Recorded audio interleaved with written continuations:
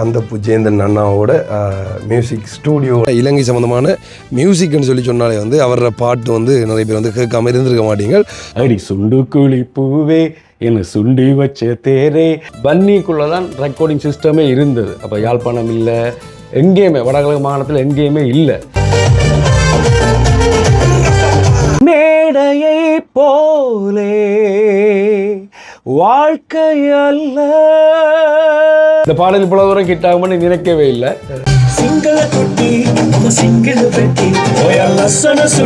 YouTube பெருசா trending இல்லாத காலகட்டத்தில் அந்த பாட்டை நாங்கள் வெளியிட்டுனாங்க. தேவதையே என் நெஞ்சில் தூரும் மழையே.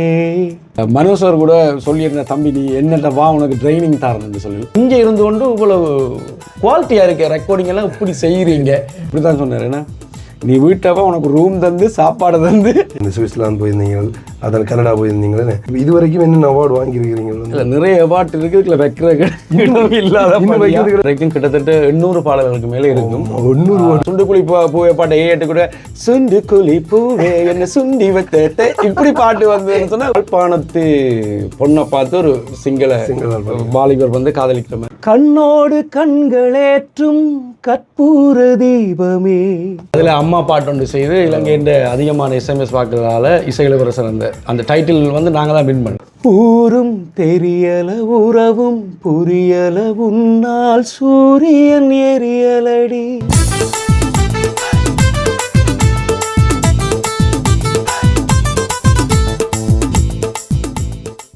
வணக்கம், தமிழோடு தரணியெங்கும். இது உங்கள் ஆர்ஜே தமிழா, நான் உங்கள் கேஜே திவா.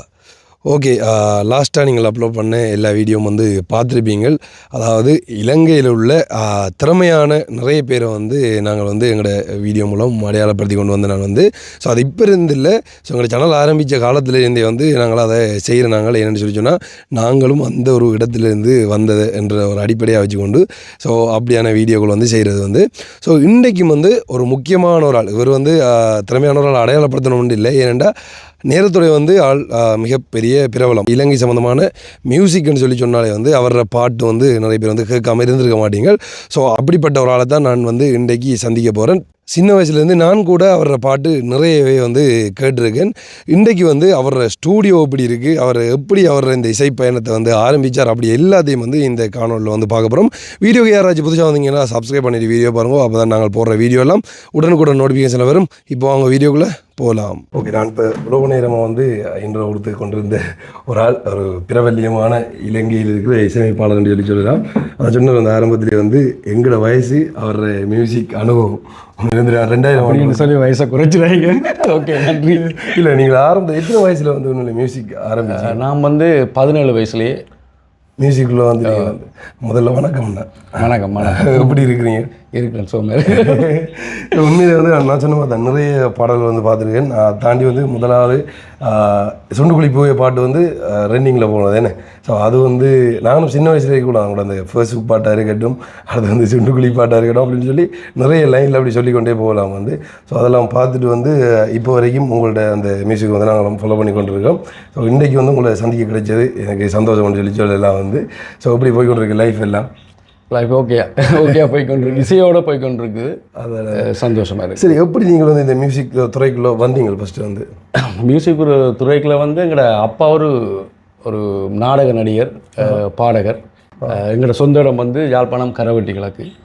அப்போ அந்த மண்ணினுடைய கலை, அதாவது கலைஞர்கள், அதாவது கலை பிறந்த மண் என்று சொல்லுவார்கள். அந்த மண்ணினுடைய அந்த பரம்பரை என்னவோ எங்களிடம் அது தானாக இயற்கையாக இருந்தது. அதே மாதிரி அப்பா ஒரு பாடகர், மெல்லிசை பாடல்கள் வந்து இலங்கை வானொலியில் நிறைய பாடியிருக்கிறார். அந்த நேரத்தில் அவரில் இருந்து எனக்கு தங்கச்சி தம்பி எல்லாருக்கும் அந்த இசை வந்து பார்த்துருக்கேன். இப்போ நீங்கள் மட்டுமே சொல்லல, குடும்பமே வந்து ஒரு இசை குடும்பம். ஏன்னா உங்களோட எல்லாரும் சேர்ந்து ஒர்க் பண்ண அந்த பாடல் எல்லாம் வந்து நாங்கள் பார்த்துருக்கோம் வந்து. ஸோ அந்த ஃபேஸ்புக் பாட்டிலையும் வந்து உங்களோட சிஸ்டர் படிச்சிருக்கான்னு நினைக்கிறேன் அந்த வரியெல்லாம் வந்து.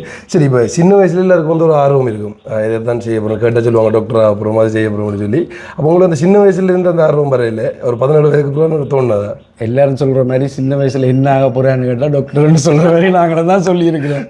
ஒவ்வொரு என்ன கேட்குறாங்க ஒரு எப்போவுமே டாக்டராக வர போகிறோம் இல்லைடா போலீஸாக வரோம் இப்படியெல்லாம் சொல்லலாம். ஆனால் இப்படி நாங்கள் வருவோம்னு நான் நினைச்சு பார்க்க இல்லை. அது கால ஓட்டத்தில் அப்படி மாறிக்கிட்டுன்னு நினைக்கிறேன். இப்போ டெய்லி வந்து காலையில் எழும்புனாலே மியூசிக் தானே, வந்து மியூசிக்கோட இருப்பீங்களா? அப்படி இல்லை அப்படி அண்டு இல்லை, எனி டைம் மியூசிக்கை பற்றி சிந்தனைகள் போய்கொண்டிருக்கும், முறை அடிக்கடி போய்கொண்டிருக்கும். அது சம்மந்தமான தேடுதல் கொஞ்சம் இருக்கும். அதுகளை பற்றி கொஞ்சம் தெரியாத யூடியூப்பில் அப்படி இப்படி பார்த்து கொஞ்சம் படிச்சுக்கொள்ளு அடிக்கடி. அதான் நான் கேட்குறது. நான் வந்து இப்போ உங்களுக்கு வந்து ஒரு குருவன்று சொல்லி ஒரு ஆள் இருப்பார்களா? அப்படி வந்து இல்லையா, இல்லை நீங்களா வந்து?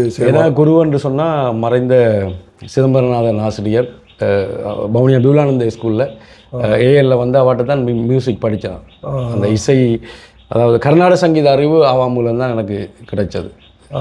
அது மூலமாக அப்படியே போய் அவள் தான் எப்போவுமே எனக்கு குரு.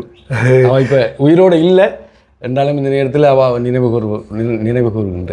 சரி, என்னென்னா நீங்கள் ஆரம்பத்தில் சொன்னீங்க 2002 சொல்லி அந்த அந்த காலகட்டம் உங்களோட 17 வயசுன்னு சொல்லி சொன்னீங்க. வந்து இப்போ வந்து இப்போ டெக்னாலஜி விதமாக வந்து நிறைய எல்லாம் வந்துட்டு ஏஐ வச்சுக்கொண்டு சிம்பிளாக வந்து பாட்டு உருவாக்கக்கூடிய மாதிரிலாம் வந்துட்டு.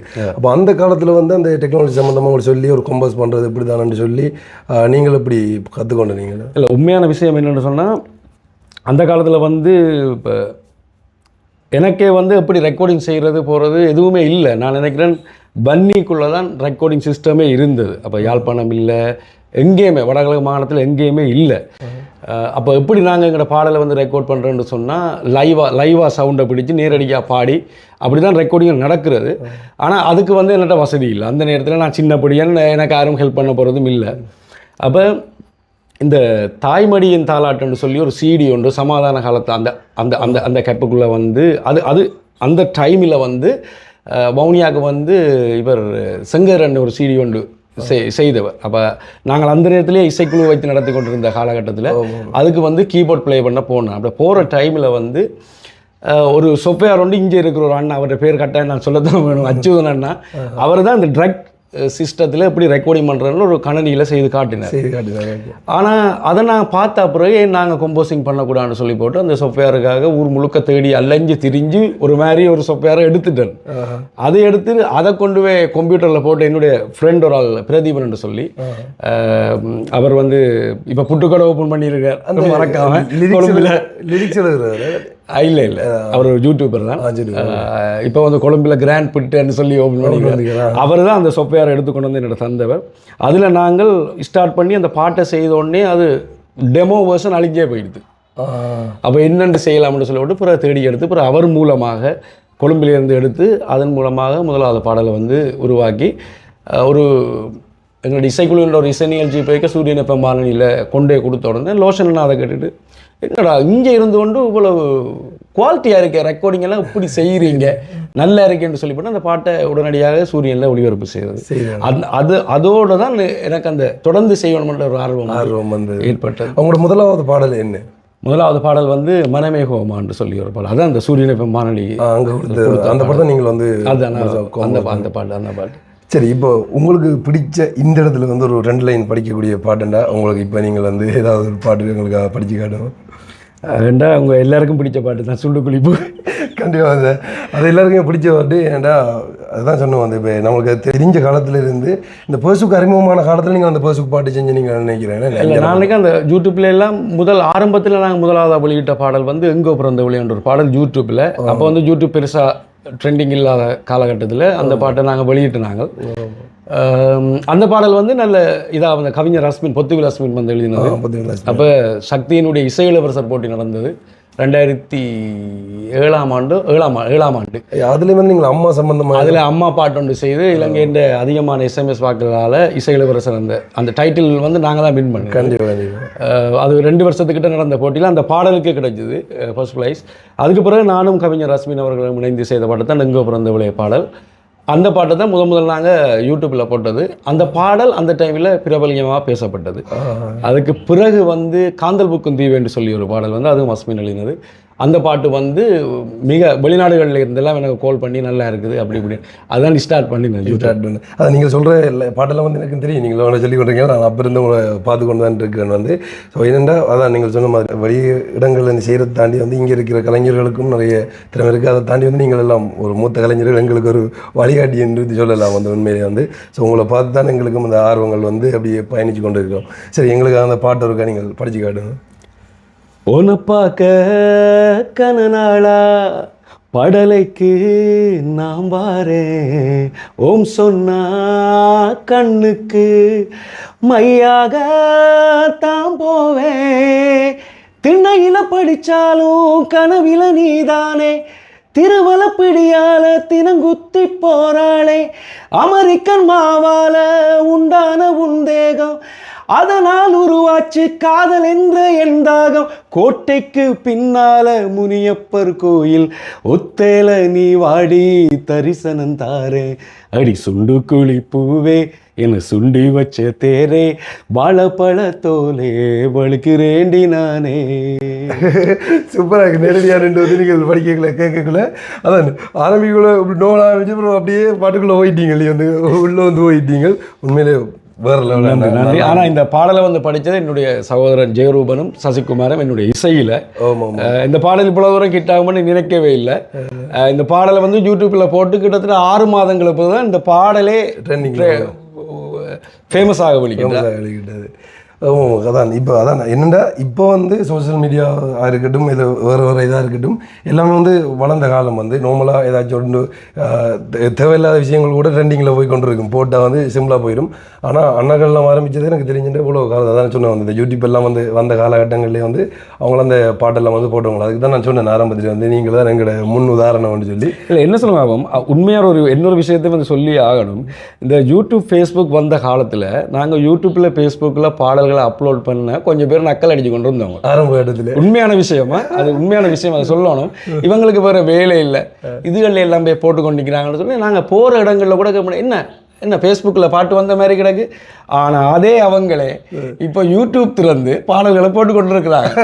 அதான் அதாவது கலைஞனும் அப்படி தான் காலத்துக்கு ஏற்ற மாதிரி நாங்கள் மாறோம். என்னென்னு சொன்னால் உண்மையான ஒரு விஷயம் வந்து இந்தியாவில் போய் சாதிச்சதை எங்களுடைய ஆக்கள் கலைஞனே ஒப்புக்கொள்கிற ஒரு விஷயம். ஏன்னா நாங்கள் வந்து இவ்வளோ காலம் கஷ்டப்பட்டு முன்னேறி கொண்டு இருக்கிறோம். ஆனால் இந்தியாவில் போய் பாடுறதுக்கோ என்னதுக்கோ எங்களுக்கு சந்தர்ப்பம் கிடைக்கல. ஆனால் அங்கே போனால் தான் அவங்களுக்கு அப்படி ஒரு நிலைமை ஒன்று இருக்குது. அது கொஞ்சம் மன வருத்தம் தான். அதான் நானும் இப்போ கேட்க வந்து நான் வந்து அதை நீங்களே சொல்லட்டுன்றதுக்காக தான் நான் கேட்டேன் வந்து. உதாரணமாக பார்த்தா எங்களுடைய திறமையான கலைஞர்கள் சபேசன், கில்மிஷா எல்லாரும் இங்கே படித்து கொண்டு கேட்க யாருமே பெரிய அளவில் கண்டுகொள்ளல. அவர்களுடைய திறமை வந்து தமிழ்நாட்டில் போய் வெளிப்படைக்க தான் அவர்களை கலைஞனாக மதிக்கின்ற ஒரு பண்பு வந்து எங்களோட மக்கள்கிட்ட இருக்கிறது. நிச்சயமாக அது கொஞ்சம் கவலைக்குரிய ஒரு விடயம் தான். அதான் உண்மையாக அதான் நான் சொன்ன மாதிரி அவங்க நேரத்தோடு இல்லாமல் இங்கெல்லாம் பெர்ஃபார்ம் பண்ணியிருக்காங்க. ஆனால் பெரிய அளவில் பேசப்படலை. ஆனால் இந்தியாவுக்கு போனதுக்கு அப்புறமா வந்து மிகப்பெரிய அளவில் வந்து பேசப்பட்டவங்க வந்து. ஸோ அதுக்கான காரணம் என்னன்னு சொல்லி தெரியலை. இங்கே இருக்கிற கலைஞர்களுக்கு நம்மளே வந்து சப்போர்ட் பண்ணணும், இங்கே இருக்கிற மியூசிக் துறையும் வளர்க்கணும். ஏன்னா நிச்சயமாக கண்டிப்பாக இப்போ உங்கள்ட்ட ஆசை அப்படி ஒன்று இருக்கா, ஏதாவது வந்து இங்கே இருக்கிற மியூசிக் இதுக்கு வந்து ஏதாவது செய்யணும் அப்படின்னு? இல்லை, இங்கே இருக்கிற மியூசிக் துறைக்கு வந்து உண்மையாக சொல்லணும்னு சொன்னால் இப்போ சமூக வலைத்தளங்கள் நிறைய இருக்குது. யாரும் பிரபலியமாகலாம், திறமை இருக்கிறவர்கள் நிச்சயமாக பிரபலியமாகக்கூடிய வாய்ப்பு இருக்கின்றது. எனவே உங்களுடைய திறமைகளை வளர்த்து கொள்ளணும்ன்றதான் என்னுடைய ஒரு ஆதங்கம். திறமைகளை வளர்த்து இப்போ ஃபேஸ்புக், யூடியூப், இன்ஸ்டாகிராம், டிக்டாக்னு சொல்லி நிறைய சமூக வலைத்தளம் இருக்கிறபடியாக நிறைய திறமைகள் வந்து இப்போ வெளிவந்து கொண்டிருக்கின்றாங்க. நாங்கள் யாரையும் வளர்த்து விட தேவையே இல்லை, அவங்களாவே அவங்கள முயற்சியில் வளருவாங்க என்பது என்னுடைய. சரி, ஓகே. என்னென்னா நிறைய நாளாக வந்து இப்போ நீங்கள் இந்த பாட்டெல்லாம் வந்து கேட்டுருப்பாங்க, உங்களுடைய ரசிகர்கள் எக்கச்சக்கமான வீடியோ பார்த்து கொண்டு இருப்பாங்கள்ல. வந்து இப்போ உங்களோட ஸ்டூடியோ காட்டுறீங்களா? உண்மையில் வந்து நீங்கள் நிச்சயமாக ஸ்டூடியோ சின்ன ஸ்டூடியோ தான் பார்த்துட்டு போகிறேன். என்னடா இதுக்கே இருந்து இவன் செய்கிறான்னு நினைக்கிறாங்க. இல்லை தான் இதுக்குள்ள இருந்தால் இவ்வளோ பெரிய ஈஸியெல்லாம் வந்ததுன்னு சொல்லி நீங்கள் யோசிச்சீங்க. ஆனால் இது இல்லை, நான் வந்து முதல் வச்சிருந்த ஸ்டூடியோ வந்து எங்கள் அப்பா விட்ட வச்சுருந்தேன். அப்புறம் நான் இங்கே வந்தோன்னு ஒரு சின்ன ஸ்டூடியோ. இப்போ எல்லாம் தொழில்நுட்பம் கூட தானே, அதுக்கேற்ற மாதிரி ஒரு சின்ன சிம்மோலா இதுக்கெல்லாம் வச்சு செய்கிற பாட்டு. அப்போ உங்களோட ஆரம்ப கட்ட பாட்டெல்லாம் அந்த இது ஆரம்பகால பாட்டு வந்து எங்களோட அப்பா விட்ட இருக்கேக்க அங்கே தான் வச்சு செய்த பாட்டு. ஓகே, நீங்கள் வந்து பார்த்து கொண்டிருக்கிறது தான் கந்தப்பு ஜெயந்தன் அண்ணாவோட மியூசிக் ஸ்டூடியோன்னு சொல்லலாம், தற்போதைய ஸ்டூடியோ. ஓகே, உண்மையாக வந்து எந்த பெரிய இடம் அப்படி எல்லாம் ஒன்றும் தேவையில்லை. அது ஆரம்பத்தில் சொன்னார், அந்த நேரத்தோடு வந்து ஒரு ஸ்டூடியோ ஒரு இடத்துல வச்சுருந்தாங்க. அதுக்கப்புறமா வந்து இப்போ இங்கே வந்து செட்டில் ஆகி வந்த அப்புறம் வந்து இப்போ நார்மலாக சின்ன வச்சிருக்காருன்னு சொன்னது வந்து எப்படி என்ன ஸ்டூடியோ இருந்தாலும் வந்து அதில் இருந்து வர மியூசிக் தான் வேறு லெவல். சரி, இப்போ அடுத்த பாட்டெல்லாம் வந்து என்ன வாரத்துக்கு பிளான் பண்ணி இருக்கிறீங்க வந்து? இப்போ அடுத்த வந்து ஒரு கிராமிய பாடல் ஒன்று வெளியிடணும்னு இருக்கிறோம். இனித்தான் லிரிக்ஸ் எழுதணும், டியூன் எல்லாம் ஓகே, லிரிக்ஸ் வந்து எழுதணும். லிரிக்ஸ் எழுதினா அந்த பாட்டை வந்து வெளியிடுவோம். சரி, இப்போ இத்தனை வயதுக்கு வந்து நீங்கள் இப்போ எவ்வளோ பாட்டு கம்போஸ் பண்ணி இருக்கிறீங்க இது வரைக்கும் கிட்டத்தட்ட 800 பாடல்களுக்கு மேலே இருக்கும். 800 பாட்டு. ஆனால் அதிகம் வந்து பக்தி பாடல்கள் தான். பக்தி பாடல் நிறைய பேர் பாடியிருக்காங்க. சாந்தன, சுகுமாரன், இல்லை நிறைய பேர் என்னுடைய இசையில் படிச்சிருக்கீங்க. சாந்தன பாடிருக்காங்களா? சாந்தன நிறைய பாடல்கள் படிச்சிருக்கார். சுகுமாரன் படிச்சிருக்கார். அண்மையில் அதை சாந்தன ஹெட்ஃபோனோட மைக்கோட நிற்கிற ஒரு ஃபோட்டோ ஒன்று பிரபலியமானது. ஆனால் நான் நினைக்கிறேன் சாந்தன இதுவரைக்கும் அப்படி ஒரு ஃபோட்டோ எடுக்கல. அது என்னுடைய ரெக்கார்டிங் ஸ்டூடியோவில் யாழ்ப்பாணத்தை பாடைக்க நான் எடுத்த ஃபோட்டோ தான். 2 ஹெட்ஃபோனும் அடித்து முன்னால் மைக்கோட இப்படியே 2 ஒரு மஞ்சள் உடுப்போட பாடிக்கொண்டிருக்கிற ஃபோட்டோ. அவர் இறந்த போது கூட பல பேனர்கள்லாம் அந்த ஃபோட்டோ வந்தது. உங்களோட ஸ்டூடியோவில் எடுத்தது? என்னுடைய ஸ்டூடியோவில், யாழ்ப்பாணத்தில் ஒரு ஸ்டூடியோவில் என்னுடைய பாடல் ஒன்றை படிக்க எடுத்த அந்த இது. சரி, இப்போ வந்து உங்களுக்கு ஏதாச்சும் மைண்டு ரிலாக்ஸ் இல்லைன்னு சொன்னால் நீங்கள் அதிகமாக வந்து மியூசிக் கூட இருப்பீங்களா? அப்படியா?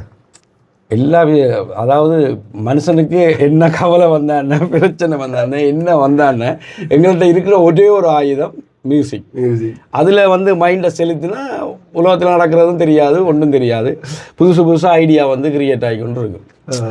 அப்போ இந்த கலைஞர்கள் எனக்கு மட்டும் இல்லை, எல்லா கலைஞர்களுக்கும் ஆண்டவன் வந்து கொடுத்த ஒரு மிகப்பெரிய கொடை வந்து இதுதான்.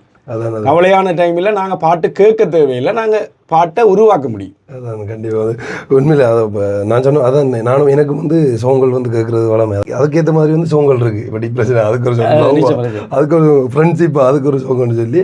ஸோ உண்மையாக வந்து இப்போ உங்களுக்கு வந்து ஒரு மியூசிக் டைரக்டரில் ஒரு விருப்பம் இருக்கலாம், இவர் தான் நான் இவரை பார்த்து தான் வளர்ந்து வந்தேன் நான் அப்படின்ற மாதிரி வந்து ஒரு விருப்பம் இருக்கலாம். அப்படி ஒரு ஆள் இருக்கு அவங்களுக்கு வந்து? இல்லை, அது நிறைய பேரில் இருக்குது. இசைஞானி இளையராஜா அது முக்கியம். அது எனக்கு மட்டும் இல்லை, உலகத்தில் இருக்கிற அத்தனை பேருக்கும் அவர் ஒரு பெரிய ஒரு தாக்கத்தை ஏற்படுத்திய இசையமைப்பாளர் ஏஆர் ரஹ்மான் சார். அதுக்கப்புறம் வந்து நிறைய இப்போ ஜுவன் சங்கர் ராஜா, ஜிவி பிரகாஷ்குமார், இவங்க எல்லாம் ஒரு தனித்துவமான ஸ்டைல். அனிருத், எல்லாரும் வந்து ஒரு வித்தியாசமான ஸ்டைலில் வந்து பாடல்களை இது பண்ணி கொண்டிருக்காங்க. இப்போ எனக்குன்னு சொல்லி எனக்கு பிடிச்ச இசை வந்து எப்போதும் இசைஞானி இளையராஜாவினுடைய இசையில் ஜேசுதாஸ் சார் படித்த பாடல்கள். ஏன்னா நானும் நிறைய சினிமா பாடல்கள் எங்களை இசைக்குழுவில் பாடுறேன். அதால் வந்து எனக்கு எப்போவுமே ஜேசுதாஸ் ஐயாண்ட குரல்னா ரொம்ப பிடிக்கும். அப்புறம் எஸ்பிபி ஐயா என்னுடைய வாய்ஸ். சரி, அவங்களிருந்து ஏதாவது ஒரு பிடிச்ச பாடல் ஒன்று படித்து காட்டுறீங்களா? கட்டாயம். கண்ணோடு கண்களேற்றும் கற்பூர தீபமே, கைதீண்டும் போது பாயும் மின்சாரமே, உல்லாச மேடை மேலே ஓரங்க நாடகம், இன்பங்கள் பாடம் சொல்லும் என் தாயகம், இங்கங்கு ஊஞ்சலாக நான் போகிறேன், அங்கங்கு ஆசை தீயில் நான் வேகிறேன், உன்றாக மோகனம் என் காதல் வாகனம், செந்தாமரை செந்தேன் மழை என்னாவி நீயே தேவி, ராஜராஜ சோழன் நான், எனையாளும் காதல் தேசம் நீதான், பூவே காதல் தேவே. வா உண்மையிலே சூப்பர், வேறு லெவல் வாய்ஸ் வந்து. இப்போ அந்த உங்கள்கிட்ட பாட்டெல்லாம் தாண்டிங்களா இப்போ கேட்டிருப்பீங்க. கண்டிப்பாக வந்து இந்த பாட்டு வந்து எப்படி இருக்குன்றதை வந்து கொமாண்டில் வந்து சொல்லுங்க. ஓகே, நான் வார வழியில் பார்க்கக்குள்ளே முன்னுக்கு வந்து நிறைய அவார்டு வந்து அடுக்கி வச்சுருக்கிறீங்க. எனக்கு தெரிஞ்ச எத்தனை வருதுன்னு தெரியல, எண்ணி பார்க்கணும் இது வேறையா. ஸோ இப்போ இது வரைக்கும் என்னென்ன அவார்டு வாங்கியிருக்கிறீங்க? இல்லை, நிறைய அவார்டு இருக்குது. இல்லை, வைக்கிற இல்லாத இல்லாத சின்ன இடம் பண்ணபடியாக சில இதில் வச்சுருக்கிறேன். நிறைய அவார்டு எனக்கு கிடச்சிருக்கு. நேஷ்னல் அவார்ட் 4 தினம் கிடைச்சது என்னுடைய. அதாவது ஒரு நேஷ்னல் அவார்டு வந்து சிறந்த பாடகருக்கும் சிறந்த இசையமைப்பாளருக்கும் ஒரே டைமில் கிடைச்சிது. அதே மாதிரி சிறந்த கிராமிய இசை வடிவத்துக்கு கிடைச்சிது. மற்றது இன்னும் ஒன்று வந்து சிறந்த கிராமிய குரல் வளர்த்தக்கூடிய நேஷனல் அவார்டு 4 தடவை கிடைச்சிது. அதையும் தாண்டி கௌரவ அந்த கலாநிதி அவார்டு வந்து அது ஒன்று கிடைச்சிது. ஏன்னா நிறைய பாடல்கள் செய்தபடியாக பௌத்த சங்கத்தால் அதால் கிடைச்சிது. மற்றது நிறைய விருதுகள் கச்சேரியால், கலைச்சுடர், அப்படி நிறைய விருதுகள் கிடக்குது. விருதுகள் கிடக்குன்னு சொல்கிறீங்க. சரி, கலைஞர் ஒரு அங்கீகாரமே வந்து இந்த விருது கிடைக்கக்குள்ள தான் அந்த ஒரு சந்தோஷமாக இருக்கும்னு சொல்லுவாங்க. அது ஒரு ஃபீவல் மாதிரி அவங்க யூஸ் பண்ணி கொள்வாங்கன்னு சொல்லுவாங்க. ஏன்டா இவ்வளோ செய்கிறோம், இது வந்து அவார்டை வந்து கையில் வாங்கிக்குள்ள வந்து அவ்வளோ சந்தோஷமாக இருக்கும்னு சொல்லி அப்படி வந்து உங்களோட ஒவ்வொரு அவார்டு வாங்கிக்குள்ள உங்களோட மனநிலை அப்படி இருந்தது? இல்லை, உண்மையில் வந்து அவார்ட் பண்டேக்கே சந்தோஷம் ஒன்று இருக்கும். ஆனால் அந்த அவார்ட்டை விட அந்த பாட்டு ஹிட் ஆகும் இல்லை, அப்போ வர சந்தோஷத்துக்கு நியரே இல்லை. இப்போ எங்களோட சுண்டுக்குழி பூவே பாட்டு இப்போ மில்லியன் கணக்கில் அடிச்சு கொண்டு போயிருக்க, நீங்கள் எத்தனை அவார்ட் தந்தாலும் அந்த மாதிரி ஒரு சந்தோஷமே கிடையாது. அதுதான் எனக்கு மட்டுமில்லை, எல்லா கலைஞர்களும் பாடல் வந்து வெற்றி அடைய இருக்கிற சந்தோஷம் 1000 அவார்ட்டுக்கு சமம். அதுவும் அதான் இப்போ நீங்கள் வெளியிடங்களில் போய்க்குள்ள வந்து உங்களோட பாட்டு வேற எங்கேயாவது இடத்துல கேட்டால் அப்படி அந்த மூமெண்ட் இருக்கா? இல்லை, நிச்சயமாக பல தடவை பஸ்ஸில் போய்க்க போகும். சிக்கிப்புக்கு சிக்கிப்புக்கு ரயிலே பாட்டு போடும், சுண்டுக்குழி பூவே பாட்டு போடும், மௌனியா மண்ணே அந்த பாட்டு போகும், வானத்து சூரியனே வாடா, இப்படி நிறைய பாடல்கள் வந்து கிட்ஸ் சாங் எல்லாம் பஸ்ஸுலாம் போய்க்க. சில நேரம் இப்படி நான் பக்கத்தில் இருக்கேன், பக்கத்தில் எங்களோட பிரதான் மாஸ்டர், என்ன ஜெயந்தன் உங்களோட பாட்டு போகுது, நான் என்ன செய்கிறது, பாட்டு தான் கேட்குறான், இன்னும் யாருக்குமே தெரியாது, பேசாமல் இருங்க மாஸ்டர்ன்னு போவோம். ஆட்டோவில் போனால் பாட்டு போகும், ஆனால் நான் பிடிச்சேன்னு தெரியாது, யாருன்னு தெரியாது. ஏன்னா அந்த டைமில் வந்து சோஷியல் மீடியா அந்த பெரிய இது இல்லை தானே. அப்போ அந்த டைமில் உங்களோட பாட்டு வந்து ஹிட் ஆகிடுது. ஸோ அந்த பாட்டுக்கெல்லாம் சொந்தக்காரர் அதாவது கந்தப்பூ ஜெயந்தன் அண்ணா, அது எல்லாருமே தெரிஞ்சிருக்கும். பெரும்பாலும் தெரியாத ஒரு சில பேருக்கு வந்து நான் இந்த காணொலியில் வந்து சொல்கிறேன். என்னோட சாங்கில் எனக்கு மிக பிடிச்ச ஒரு சாங்னு சொல்லலாம். ஆரம்ப கட்டத்தில் வந்து அந்த சக்தி டிவியில் இசை இளவரசர் அந்த ப்ரோக்ராமில் அண்ணா வந்து கம்போஸ் பண்ண அந்த பாட்டு, அம்மா சம்மந்தமான பாட்டுன்னு, அந்த பாட்டு வந்து பெரும்பாலும் நிறைய பேர் வந்து கேட்டுருப்பாங்க. ஏன்னா அதுக்கு பின்னால் நீங்கள் தான் இருக்கிறீங்கன்னு சொல்லி சம்டைம் குறிப்பிட்ட வரைக்கும் தெரிஞ்சிருக்காது. அந்த பாட்டோட ஒரு சில வரிகளை படித்து காட்டுங்க. தேவதையே என் நெஞ்சில் தூரும் மழையே, தேன் துளியே என் கண்கள் மூடும் இமையே, நான் போகும் வழியெல்லாம் நீதானே இசையானாய், தாய் என்னும் சுவாசம்தான் என்றும் எந்தன் திசையாகும், நீ என் அருகில் நின்றால் என் நிலம் கூட விலகி சென்றால் எனக்கு அந்த பாட்டின வரியும் மறந்து போட்டேன். 2008ஆம் ஆண்டு செய்த பாடல். அந்த பாடலை வந்து இணையதளத்தில் இருக்குது. ஸோ இந்த பாட்டு திடீரென்று கேட்டோன்னா உடனே லிரிக்ஸ் எனக்கு இல்லை அது அப்படின்னு எடுத்து ஹை பிச்சில் போய்க்கலாம். அப்படி எங்களுக்கு பறக்கிற மாதிரி இருக்குது, பக்கத்தில் இருந்து பார்க்குற எப்படி இருக்குது, சூப்பராக இருக்குல்ல. அது உண்மையாக வந்து வேறு லெவல். நீங்கள் அதை வந்து இந்த சாங் வந்து முழுமையாக கேட்கணும்னு சொல்லி நீங்கள் சர்ச் பண்ணி பாருங்கள். தேவதையே நெஞ்சில் தூரும் மலை என்ற சாங் இருக்கும். அது எல்லாருக்குமே தெரிஞ்சிருக்கும் பெரும்பாலும் அந்த பாடல்கள் வந்து. சரிண்ணா, இதுக்கு அப்புறமா வந்து நீங்கள் வெளியிட போகிற பாடல்கள் ஏதாச்சும் அப்டேட் தருவீங்களா?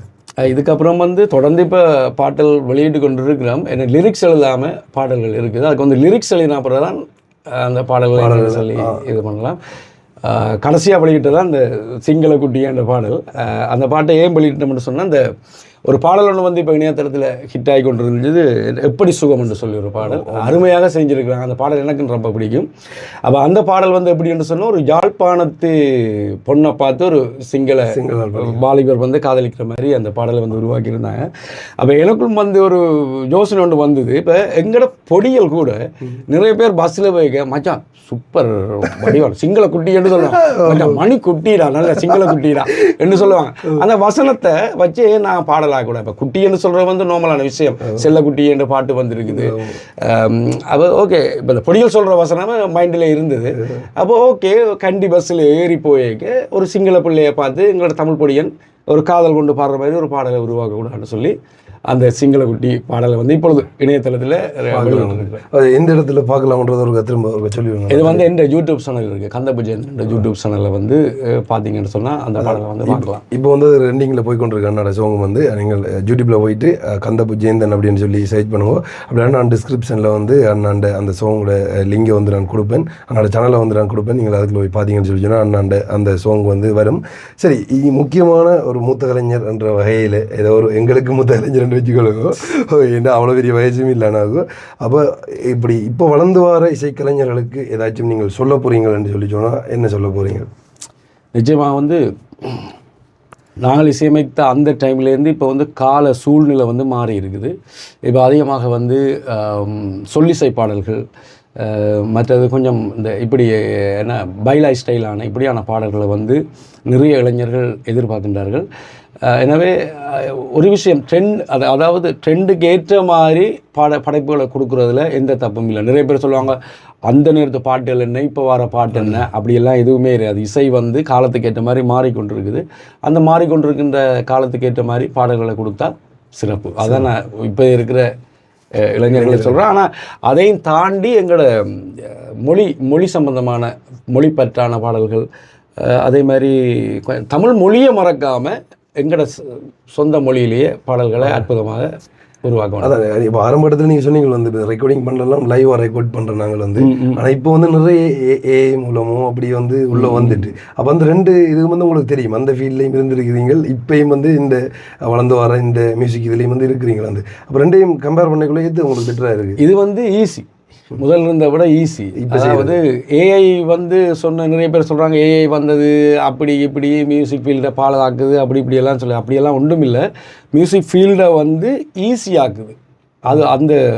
அது வந்து ஈஸியாக்குற வந்து நிறைய கலைஞர்கள் வளரக்கூடிய வாய்ப்பு இருக்குது. இப்போ உங்களோட வாய்ஸை கூட எடுத்து குளோன் பண்ணி பாட வைக்கலாம். இதெல்லாம் ஏஐயால் செய்ய முடியும். ஆனால் நீங்கள் நினைச்சா செய்ய முடியுமோ? இல்லை. அவன் என்னென்னு சொன்னால் ஒரு தடவை இருக்கிற அவன் வாய்ஸுக்குரிய தன்மைகள் இப்படியான சில விஷயங்களை வந்து தொழில்நுட்ப ரீதியில் வந்து ஏஐ நிச்சயமாக இசைத்துறைக்கு மிகப்பெரிய ஒரு பங்களிப்பை செய்து கொண்டிருக்கு. ஆனால் எதிர்காலத்தில் ஒரே ஒரு விஷயம் எங்களுக்கு தான் ஞாபகம் வைக்குது, ஏன்னா அதுவே பாடலை இசையமைச்சு அதுவே பாடி அதுவே வருது. ஆனாலும் பரவாயில்ல. ஆனால் எப்படி தான் இருந்தாலும் ஒரிஜினல் என்னென்னு சொன்னால் ஏஐ இசையமைத்து பாடின பாட்டை நீங்கள் கேட்டீங்கன்னா ஒரு கொச்சி தமிழில் பாடுற மாதிரி இருக்கும். இதே வந்து எங்களோட ஓன் வாய்ஸில் பாடல்களை வந்து பாடைக்க இருக்கிற இனிமே ஏஐ தராது. அது உண்மையான ஒரு விஷயம். ஹார்ட்ல டச்சா அந்த பாட்டு அது உண்மையான ஒரு விஷயம். இப்போ சுண்டுக்குழி பூவே பாட்டை ஏஐட்டு கூட சுண்டுக்குழி பூவே என்ன சுண்டி வைத்த இப்படி பாட்டு வந்ததுன்னு சொன்னால் இப்படி கிட்ட ஆகும். அது எங்களுக்கு ஒரு ப்ளஸ் பாயிண்ட் ஒன்று இருக்குது. ஆனால் ஃபியூச்சரில் சம்டைம் இப்படி அப்டேட் கொண்டு வந்துட்டு அப்படி அப்டேட் கொண்டு வந்தால் எல்லாருக்கும் ஒன்றும் செய்யா. சரி, வந்து சந்தோஷம்னா உங்களை சந்தித்தது கழிச்சது. இப்போ நிறைய பாட்டு நீங்கள் படித்து காட்டின நீங்கள் வந்து, ஆனால் காதல் சம்மந்தமாக ஒரு பாட்டு நீங்கள் இது வரைக்கும் படித்து காட்டல. லாஸ்ட்டில் அதை ஹெல்ப் பண்ணி சொல்லி ஜோதிச்சு கொண்டு வந்தேன் நான் வந்து. அதை எங்களுக்காக வந்து உங்களுக்கு பிடிச்ச அதாவது உங்களோட சாங் ஏதாச்சும்?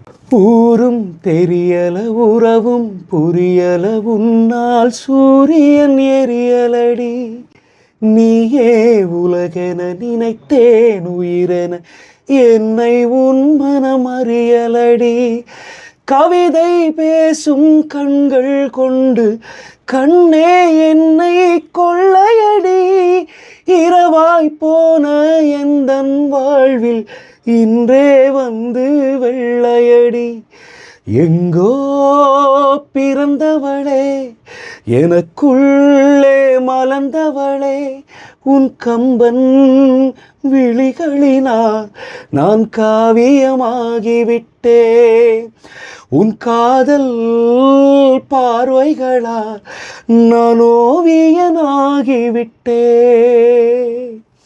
இந்த பாடல் வந்து கவிஞர் பொத்துவில் அஸ்மின் அவர்கள் வந்து எழுதிய பாடல். இப்போ தமிழ்நாட்டில் வந்து ஐயோசாமி பாட்டு நீங்கள் கேட்டிருப்பீங்க, அந்த பாட்டும் அவர் தான் எழுதினது. இந்த பாட்டு அவர் எழுதினது.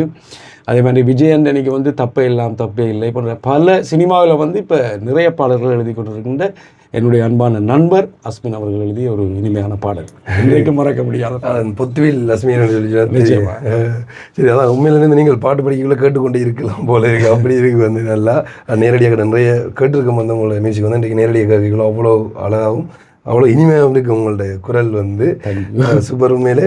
அதான் இப்போ உங்கள்ட்ட நான் பார்த்தேன் வந்து இந்த வெளிநாட்டு பயணங்கள் எல்லாம் வந்து போயிருந்தேன். நீங்கள் வந்து சுவிட்சர்லாந்து போயிருந்தீங்க, அதான் கனடா போயிருந்தீங்களே. அப்படி வந்து நான் பார்த்தேன் நான் வந்து உங்களோட சோசியல் மீடியாக்களில் வந்து எப்படி அந்த பயணங்கள் வந்து இசை பயணங்கள் அமைஞ்சிருந்தது. சுவிட்சர்லாண்டுக்கு கிட்டத்தட்ட 7 தடவை கிட்ட போயிருக்கிறேன்.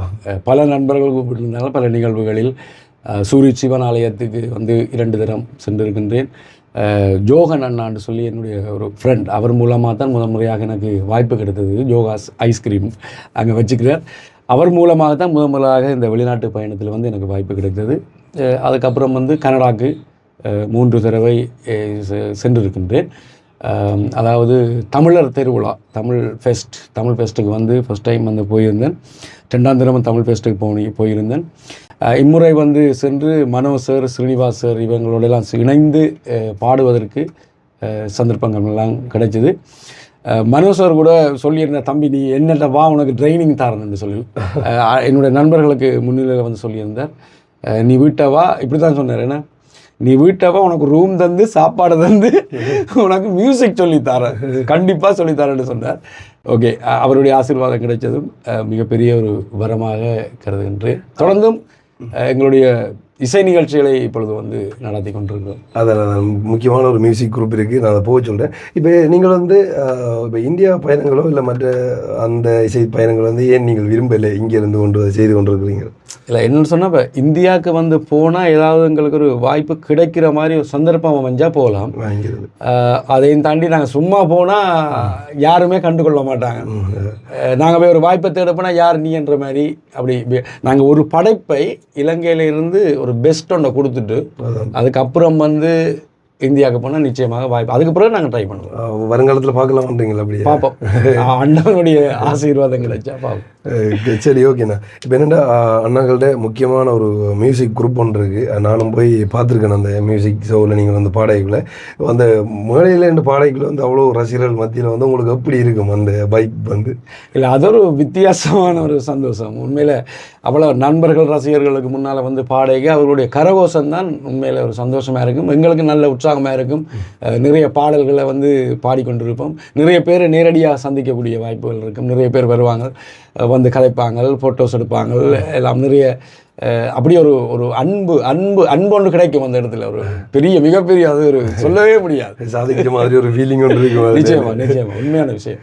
சரி, ஓகே. அண்ணாங்களோட மியூசிக் குரூப் வந்து ஒரு ஃபேமஸான, இலங்கையில் வந்து ஒரு ஃபேமஸான ஒரு மியூசிக் குரூப். இந்த குரூப்பை வந்து நீங்களும் உங்களோட ஏதாச்சும் ஒரு ப்ரோக்ராமுக்கோ இல்லைண்டா வேறு ஏதாவது நிகழ்வுகளுக்கு வந்து புக் பண்ண போகிறீங்கன்னு சொல்லி சொன்னால் அண்ணாங்களோட கான்டாக்ட் நம்பரை வந்து நான் டிஸ்பிளேயில் ஆட் பண்ணுறேன். நீங்களும் இருக்கா உங்கள்ட்ட சொல்லிவிடுவோம். எங்களுடைய இசைக்குழு வந்து வவுனியா ராகஸ்வரம் இசைக்குழு கிட்டத்தட்ட 20-25 வருஷமாக நிறைய நிகழ்ச்சிகளை யாழ்மண், மட்டக்களப்பு, கொழும்பு இப்படி நிறைய இடத்துல செய்துட்டு இருக்கிறோம். எனவே நீங்கள் தான் வாய்ப்பு கொடுக்கணும். ஓகே, நிகழ்வுகளுக்கு நீங்களும் அழைக்கலாம். கண்டிப்பாக வந்து நம்பரை வந்து நான் டிஸ்பிளேயில் ஆட் பண்ணுறேன். நீங்கள் காண்டாக்ட் பண்ணி டிரெக்டாக அவங்கள்ட்ட ஷோ பண்ணதெல்லாம் இருக்குது. என்னென்ன அந்த வீடியோவில் இருக்குது, நீங்கள் அதெல்லாம் பார்த்துட்டு வந்து அதுக்கப்புறமா வந்து நீங்கள் அவங்கள புக் பண்ணிக்கொள்ளலாம். நான் பார்த்துருக்கேன், வேறு லெவலில் இருக்குமோ உங்களோட பர்ஃபார்மன்ஸ் எல்லாம். நன்றி. நான் உண்மையிலே வந்து உங்களை சந்திச்சதுக்கு இந்த வாய்ப்பு தந்ததற்கும் நன்றி. இறுதியாக வந்து ஒரு பாடலோடு முடிக்குமா ஏதாவது? நீங்கள் ஓகே.